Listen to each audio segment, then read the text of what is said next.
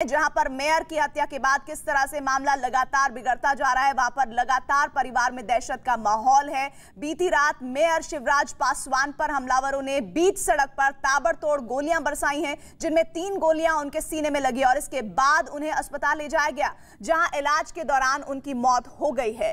इस मामले में मेयर शिवराज के भाई ने 11 नामजद लोगों के खिलाफ केस दर्ज कराया है, जिनमें 4 आरोपियों को पुलिस ने गिरफ्तार करने का दावा किया।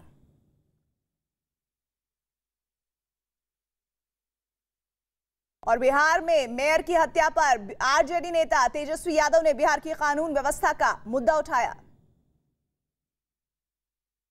कानून व्यवस्था जो भी है वो सबसे किसी से छुपा नहीं है। कानून व्यवस्था का तो हमने आंकड़ा जो है विधानसभा के पटल पर रख दिया है। बिहार में लोग जो है जैसे बकरे होते हैं वैसे काटे जा रहे हैं। हर जगह कहीं ना कहीं हत्या, कहीं ना कहीं बलात्कार होता ही रहे। इसमें लगातार हम लोगों ने आवाज़ उठाई है, लेकिन ये अद्भुत घटना है कि मेयर की हत्या हो जाती है। इसका हम लोग कड़ा निंदा करते हैं और जांच का मांग करते हैं और दोषियों को सजा का गुहार करते हैं। हमारे साथ इस खबर पर हमारे सहयोगी चंद्रमोहन जुड़ रहे हैं। चंद्रमोहन, यहाँ पर बात सत्ता पक्ष और विपक्ष की नहीं है, लेकिन जिस तरह से मेयर की हत्या की गई है, लॉ एंड ऑर्डर इस वक्त बिहार में ऐसा लग रहा है सबसे बड़ा मुद्दा बन गया है। बिल्कुल, देखिए जिस तरह से मेयर की हत्या की गई है, इसको लेकर साफ तौर पर कहीं ना कहीं कानून व्यवस्था पर इसलिए सवाल खड़े हो रहे हैं क्योंकि शाम के वक्त में अमूमन यह पुलिस का दावा रहता है और हेडक्वार्टर जो पुलिस है उसका भी यह दावा रहता है कि शाम में गश्ती होती है और पुलिस चौक चौराहे पर खड़ा रहती है। लेकिन जब वो घर लौट रहे थे मेयर, उसी दौरान उनके ऊपर ताबड़तोड़ फायरिंग की गई, जिसमें उनकी घटनास्थल पर ही मौत हो गई। और अब इसको लेकर एफआईआर दर्ज किया गया है, जिसमें 4 लोगों की गिरफ्तारी हुई है और अन्य लोगों की गिरफ्तारी के लिए छापेमारी चल रही है। लेकिन साफ तौर पर कहीं ना कहीं ये इसलिए लॉ एंड ऑर्डर को लेकर सवाल खड़े हो रहे हैं कि अगर अपराधी सरेआम हथियार लेकर घूम रहे हैं और मेयर जो जिला का प्रतिष्ठित पद माना जाता है, उनके ऊपर फायरिंग होती है और उनकी मौत हो जाती है, तो सवाल तो उठेंगे ही। हालांकि प्रशासन की तरफ से यह दावा किया जा रहा है, पुलिस की तरफ से यह दावा किया जा रहा है कि जितने भी आरोपी हैं वो जल्द गिरफ्तार होंगे, लेकिन अब तक सिर्फ 4 लोगों के अलावा किसी की भी गिरफ्तारी नहीं हो पाई है। और परिवार के लोगों का सीधे तौर पर यह आरोप है कि मेयर का कद शहर में राजनीतिक तौर पर ऊपर बढ़ रहा था, शायद यही वजह है कि उनकी हत्या की गई है। तो क्या पुलिस उन लोगों को भी ढूंढ निकालेगी या फिर उन लोगों की भी तलाश करेगी कि वो कौन लोग हैं जिनका जो इनके बढ़ते कद से परेशान थे और उसके बाद इनकी हत्या कराई है। तो इस पूरे मामले की अभी जांच चल रही है, लेकिन अब तक पुलिस किसी नतीजे पर नहीं पहुंच पाई है कि आखिर इस हत्या के पीछे की वजह क्या है। ये जो राजनीतिक रंजिश, चंद्रमोहन, आप कह रहे हैं कि परिवार को ऐसा लगता है कि उनका कद बढ़ रहा था और इस वजह से उनकी हत्या की गई है, इस पर मैं आगे आपसे बात करूंगी, लेकिन लगातार पॉलिटिकल रिएक्शंस इस खबर पर आ रहे हैं। हरियाणा कटिहार में मेयर की हत्या पर एलजेपी नेता पशुपति पारस का बयान आया है, आइए सुनिए उन्होंने क्या कहा है। उसकी जांच हो रही है। इतना बड़ा स्टेट है, इतने बड़े स्टेट में कुछ न कुछ तो कहीं न कहीं प्रॉब्लम उठेगा। इतनी बड़ी आबादी है, इतना बड़ा स्टेट है और फिर हत्या।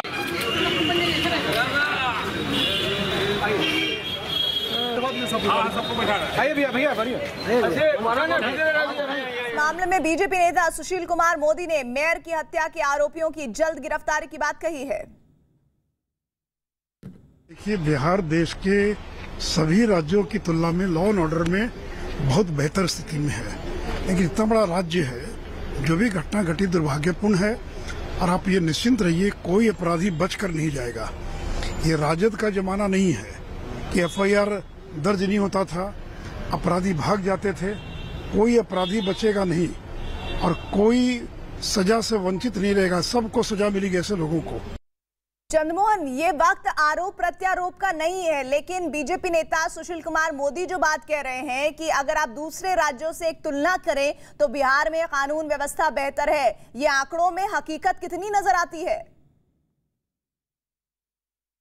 बिल्कुल, देखिए सुशील कुमार मोदी कह रहे हैं कि अन्य राज्यों से बेहतर स्थिति है, लेकिन तेजस्वी यादव ने ही सीधे तौर पर यह आरोप लगाया है कि बिहार में जो लॉ एंड ऑर्डर की स्थिति है वो दिन प्रतिदिन खराब होती जा रही है और आज से 3 महीने पहले उन्होंने एक आंकड़ा भी जारी किया था जिसमें साफ तौर पर तेजस्वी यादव ने यह कहा था कि बिहार में लॉ एंड ऑर्डर की स्थिति बिल्कुल ही खराब है और जो अपराधी हैं वो खुलेआम हथियार लेकर घूम रहे हैं। और इसका नतीजा कल देखने को मिला जब मेयर अपने घर की ओर जा रहे थे तो उनके ऊपर ताबड़तोड़ फायरिंग की गई और उनकी मौत हो गई। तो ऐसे में समझा जा सकता है कि अब इसको भले ही आरोप और प्रत्यारोप के तौर पर देखा जा रहा है, लेकिन ये जरूर कहा जा सकता है कि बिहार में लॉ एंड ऑर्डर की स्थिति थोड़ी गड़बड़ जरूर हुई है, क्योंकि अपराधी जिस तरह से बेलगाम होते जा रहे हैं और घूमते हुए नजर आ रहे हैं और सीधे तौर पर वो पॉलिटिकल पार्टी के लोगों को या फिर व्यवसायियों को अपना निशाना बना रहे हैं,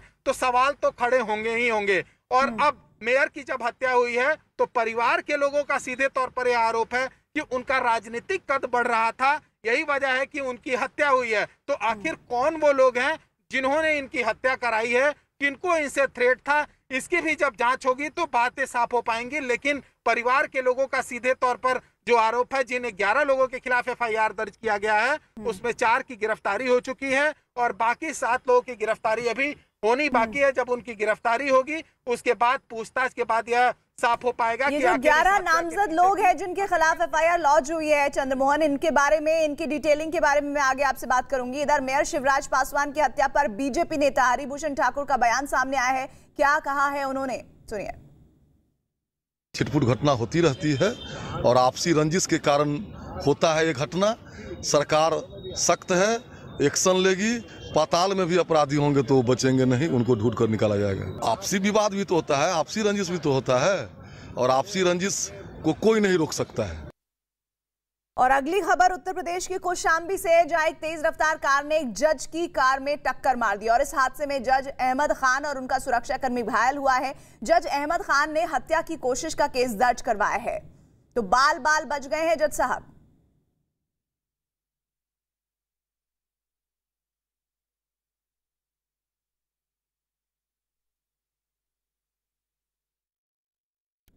से वापस लौट रहे थे, पोखरण थाना पड़ता है, वहाँ पर बीच रास्ते में एक इनोवा गाड़ी पीछे से हमारी गाड़ी से टकराई। उसने एक बार, हमारी गाड़ी धीमी चल रही थी वहाँ पर, उसने एक बार जैसा बैठे उधर साइड में टकराई, फिर दूसरी बार फिर दोबारा से टकराई ड्राइवर साइड में। फिर हमने गाड़ी देखी, हमारी गाड़ी पूरी तरह से हिल गई थी। हमने गाड़ी को रोका, एक साथ में वहाँ गाड़ी से उतर के भागा। ड्राइवर को पकड़ा मैंने, ड्राइवर को पकड़े मैंने पोखरा थाने के इंस्पेक्टर साहब उनको फोन कर दिया, उन्होंने पुलिस तुरंत भेज दी। जज अहमद खान के आरोपों पर कौशाम्बी के एसपी का क्या कहना है, सुनिए। गाड़ी को ओवरटेक करने में एक इनोवा गाड़ी है जिनके ड्राइवर हैं मोहम्मद उमर, वो यहीं शहजादपुर के लोकल रहने वाले हैं। इनके गाड़ी में टक्कर हो गया जिससे उनकी कुछ गाड़ी डैमेज, पिछला पोर्शन कुछ डैमेज हो गया था और राइट साइड का, गेट साइड का। तो पहले जज साहब ने उससे कुछ बनवाने की बात कही, कुछ पैसे लेन देन की, और बाद में जो है उसने मना कर दिया। उसने कहा मैं गाड़ी बनवा दूंगा, बात नहीं बनी। तो जज साहब उसी चौराहे से जो एक एप्लीकेशन लिख करके कि इन्होंने जान से मारने की नीयत से जो है मेरे ऊपर गाड़ी से टक्कर की मारा, और वो एप्लीकेशन दे करके उस ड्राइवर की, जो इनोवा का ड्राइवर था मोहम्मद उमर, उनकी मोबाइल भी लेते साथ लेते गए और वहीं से अपनी गाड़ी के साथ चले गए।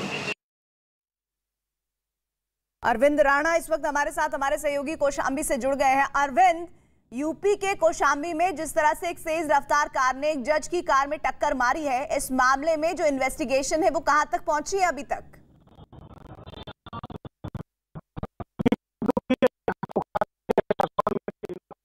जैसा आपने देखा कि मेरे हत्या का प्रयास किया गया, फिलहाल पुलिस छानबीन कर रही है और अभी इनोवा में 3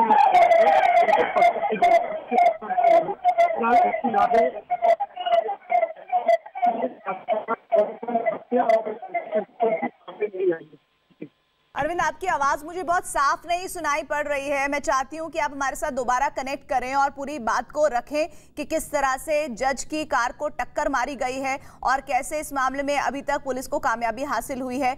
यूपी के कौशाम्बी का ये मामला है। दरअसल तेज रफ्तार कार ने एक जज की कार में टक्कर मारी और इस हादसे में जज अहमद खान और उनका सुरक्षाकर्मी घायल है। जज अहमद खान ने हत्या की कोशिश का केस दर्ज करवाया है और उन लोगों के बारे में जिन्होंने ये हमला किया है या ये टक्कर मारी है वो कौन लोग हैं, उनके बारे में पुलिस के पास क्या तथ्य इकट्ठा अभी तक हुए हैं, इस पर सबकी निगाहें बनी हुई है। लगातार पुलिस अपनी जांच को आगे बढ़ा रही है, लेकिन किस तरह से अलग अलग राज्यों में जो घटनाएं सामने आ रही है वो ये बता रही है कि अपराध का ग्राफ या अपराधियों में खौफ पुलिस का कम होता सा दिख रहा है। चाहे हम बात बिहार की करें, चाहे हम बात करें उत्तर प्रदेश की। यूपी के कौशाम्बी की ये तस्वीरें उस कार की देख रहे हैं जिसने टक्कर जिसे लगी है। तेज रफ्तार कार ने एक जज की कार में टक्कर मारी है और इस हादसे में जज अहमद खान और उनका सुरक्षाकर्मी घायल हो गया। जज अहमद खान ने हत्या की कोशिश का मामला इस केस में दर्ज करवाया है। जज अहमद खान के आरोपों पर लगातार पुलिस इन्वेस्टिगेट कर रही है और ये जानने और पड़ताल करने की कोशिश कर रही है कि वो कौन लोग हैं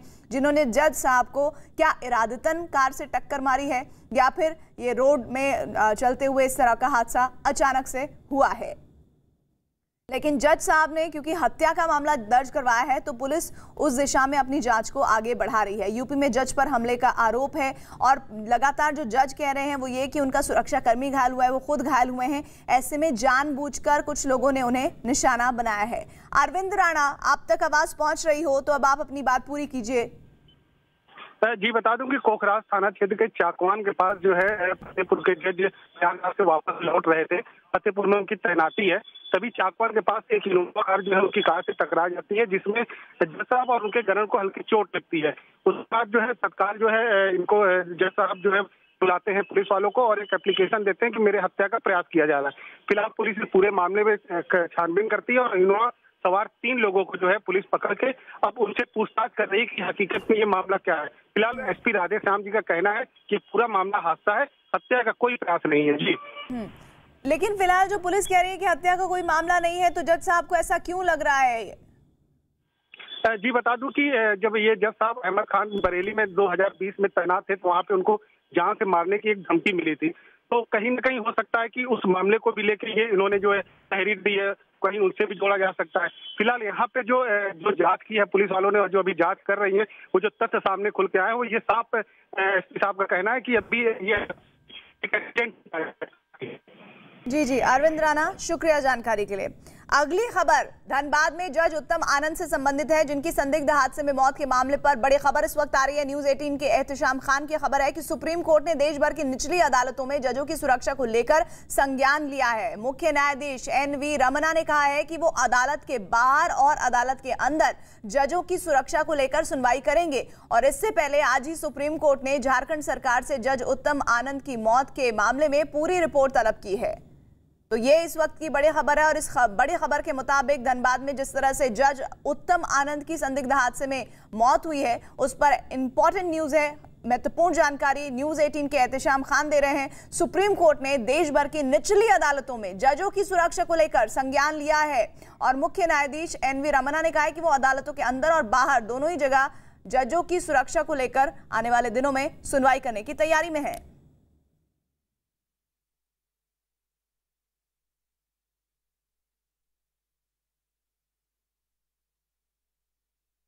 वहीं झारखंड के धनबाद में जिला एवं सत्र न्यायाधीश उत्तम आनंद की मौत पर गंभीर सवाल उठ रहे हैं। घटना का सीसीटीवी वीडियो सामने आने के बाद उनकी हत्या किए जाने के आरोप लग रहे हैं। सच्चाई का पता लगाने के लिए परिवार समेत झारखंड सरकार ने भी मामले की जांच सीबीआई से कराने की मांग की है। जज की मौत पर सबसे बड़ा सवाल ये कि कोई सड़क हादसा है या फिर कोई सोची समझी साजिश है और इन सवालों का जवाब तलाशने के लिए मामले की जांच तेज हो गई है। पुलिस ने ऑटो ड्राइवर समेत 2 आरोपियों को गिरफ्तार किया है जिनका 5 दिन की पुलिस रिमांड उनको मिली है। उसमें पुलिस इन्वेस्टिगेट उनसे करने जा रही है। सवाल इस सीसीटीवी फुटेज की वजह से उठ रहे हैं। वीडियो में दिखाई दे रहा है कि जज उत्तम आनंद सुबह की सैर पर निकले हुए हैं। सड़क पूरी तरह खाली है। एक तरफ बाईं तरफ जो आप देख रहे हैं जिला एवं सत्र न्यायाधीश उत्तम आनंद जॉगिंग करते हुए नजर आ रहे हैं, तभी पीछे से आ रहे एक ऑटो ने अचानक कट मारा और जॉगिंग कर रहे जज को जोरदार टक्कर मार दी। टक्कर मारने के बाद फिर ऑटो दाईं तरफ मुड़ते हुए तेजी से फरार हो गया और यही वजह है कि उनकी मौत पर सवाल उठ रहे हैं।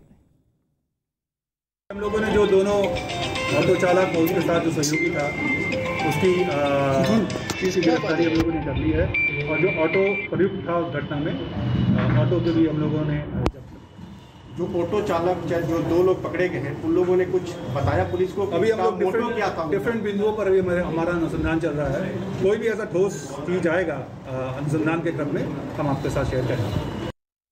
चंद्रमोहन हमारे साथ हमारे सहयोगी हजारीबाग से इस खबर पर जुड़ गए हैं। चंद्रमोहन, वाकई में अगर ये सीसीटीवी फुटेज सामने नहीं आता तो शायद उनकी मौत को एक सड़क हादसे वाली मौत मान लिया जाता, लेकिन जिस तरह से ये ऑटो ने कट लिया है ऐसा लग रहा है कि इरादतन इस घटना को अंजाम दिया गया है।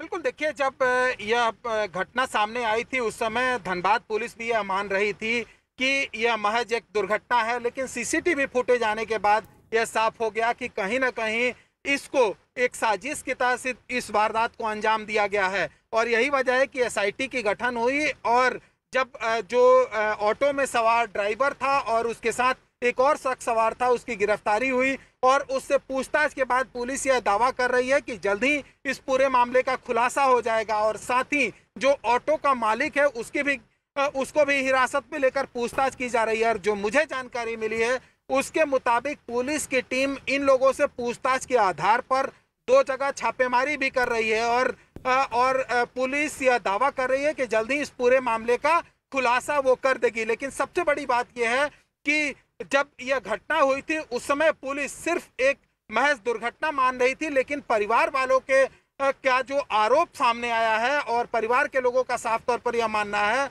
कि जो बड़े बड़े केसेस थे जिसमें कई ऐसे मामले हैं जिसमें उन्होंने अपराधियों को या तो आजीवन कारावास की सजा सुनाई थी या फिर जब उनका बेल पिटीशन आया था तो उसको उन्होंने रिजेक्ट किया था और इससे पहले जहां वो तैनात थे वहां पर उनको धमकियां भी मिली थी। तो हो सकता है कि उसी का यह नतीजा हो जब सुबह वो जॉगिंग के लिए निकले थे और उसके बाद ऑटो से उनको टक्कर मारी गई और फिर ऑटो लापता हो गया वहां से। मतलब साफ है कि कहीं ना कहीं इसको एक बड़ी साजिश के तहत इस वारदात को अंजाम दी गई है और अब पुलिस यह दावा कर रही है कि वो जांच कर रही है और जांच के बाद जल्दी इस पूरे मामले का खुलासा हो जाएगा कि क्या जो जज की मौत हुई है वो सिर्फ एक महज हादसा था या फिर कोई एक बड़ी साजिश थी जिसके तहत उनकी हत्या की गई। ठीक है चंद्रमोहन, फिलहाल शुक्रिया आपका इस जानकारी के लिए। वहीं धनबाद में जज उत्तम आनंद की मौत के मामले में परिवार वालों ने पूरी घटना की सीबीआई जांच की मांग की है। परिवार ने मुख्यमंत्री के इस्तीफे की भी मांग की है। वहीं धनबाद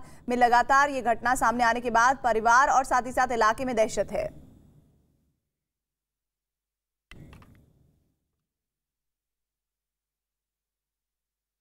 और संसद की बात करते हैं। संसद के मॉनसून सत्र में विपक्ष का हंगामा जारी है। विपक्ष ने जासूसी मामले पर आज भी लोकसभा में हंगामा किया। लोकसभा की कार्यवाही शुरू होते ही विपक्ष के सांसदों ने चर्चा की मांग की और हंगामा शुरू कर दिया, जिसके बाद केंद्र सरकार ने आरोप लगाया कि विपक्ष जानबूझकर संसद में हंगामा कर कार्यवाही को रोक रहा है। इससे पहले कल लोकसभा स्पीकर ओम बिरला ने हंगामा करने वाले सांसदों को चेतावनी दी थी, अगर वो हंगामा करेंगे तो फिर वो कार्रवाई को मजबूर होंगे। इशू बना के दुर्भाग्यपूर्ण से 7-8 दिन से संसद नहीं चल रहा है। बहुत other important issues are there are so many other important people related issues, जनता को जो संबंधित विषय है वो चर्चा करने के लिए जो बीएसी में तय होता है उसके लिए भारत सरकार तैयार है। और बिल भी बहुत इम्पोर्टेंट बिल है। सरकार भी नहीं चाहते कि बिना चर्चा वो पारित हो जाए। और केंद्र सरकार के आरोप के बाद कांग्रेस की भी तरफ से लगातार रिएक्शन इस मामले में आ रहे हैं। कांग्रेस नेता मल्लिकार्जुन खड़गे ने क्या कहा है, सुनिए। यहाँ के लोगों को, यहाँ के जो भी प्राइवेसी है, उनकी स्वतंत्रता है और डेमोक्रेसी में खास करके इसको डिस्ट्रॉय करने के लिए ये लोग काम कर रहे हैं। तो इसीलिए हम ये चाहते हैं कि इसका फुल डिस्कशन हाउस में हो। और बार बार हम पे इल्जाम लगा रहे हैं कि हाउस डिस्ट्रप्शन कर रहे हैं, तो काम होने नहीं दे रहे हैं और डिस्कशन होने नहीं दे रहे, बिल पास होने नहीं दे रहे। ये सब सत्य से दूर है। हम डिस्कशन के लिए तैयार हैं। विक्रांत हमारे साथ हमारे सहयोगी इस खबर पर जुड़ गए हैं। विक्रांत, हम इस मानसून सत्र को कभी कोई ऐसा दिन आएगा जब हम शांतिपूर्ण चलते हुए देखेंगे? देखिए, बिल्कुल बड़ा सवाल यही है और इसी का सब इंतजार भी कर रहे हैं, क्योंकि मानसून सत्र अब 13 अगस्त तक चलना है। यानी कि 2 हफ्ते निकल चुके हैं मानसून सत्र के और अब 2 हफ्ते बचे हैं। आधा समय लगभग इसी तरीके से विपक्ष के हंगामे के बीच निकल गया है। हालांकि सरकार ने अपने कुछ बिल पास करवाए हैं, लेकिन जिस तरीके से बिलों पर डिस्कशन होना चाहिए था, जिस पर चर्चा होनी चाहिए थी, वो सब चीजें अभी तक नहीं देख पाए हैं। और विपक्ष का अभी भी जो रुख है, क्योंकि विपक्ष का साफ कहना है कि पहले वो पेगासस पर चर्चा चाहते हैं, उसके बाद ही किसी चीज के लिए तैयार होंगे। तो विपक्ष का जो रुख है दोनों सदनों में देखते हुए, सरकार ने कई बैठकें भी की। मल्लिकार्जुन खड़गे से कल शाम को भी, देर शाम को भी एक बैठक हुई थी, लेकिन अभी तक कोई रास्ता निकलता हुआ दिखाई नहीं दे रहा। और आज भी दोनों सदनों में कोई कार्रवाई लगभग नहीं हो पाई और सोमवार तक के लिए सदन स्थगित कर दिए गए। जी विक्रांत, शुक्रिया आपका इस जानकारी के लिए। और इस बीच केंद्रीय कृषि मंत्री नरेंद्र सिंह तोमर ने संसद में हंगामे पर विपक्ष को घेरा। उन्होंने दावा किया कि सरकार हर मुद्दे पर चर्चा को तैयार है। किसान यूनियंस आंदोलन पर है, लेकिन जब हाउस में विषय आता है तो सिर्फ अकेला हाउस का ही, मैं किसान का ही विषय नहीं है। अनेक विषयों को लेकर विपक्ष हो हल्ला करता रहता है। भारत सरकार ने, प्रधानमंत्री जी ने हमेशा कहा है कि जो उपयुक्त विषय हैं, चाहे वो किसान का हो चाहे वो अन्य विषय हो, उन पर भारत सरकार चर्चा करने के लिए हमेशा तैयार है। और इसी के साथ ही हम यहाँ पर एक ब्रेक के लिए रुक रहे हैं। ब्रेक के बाद जब वापस लौटेंगे तो आपको दिखाएंगे देश और दुनिया की तमाम अहम खबरें सिर्फ न्यूज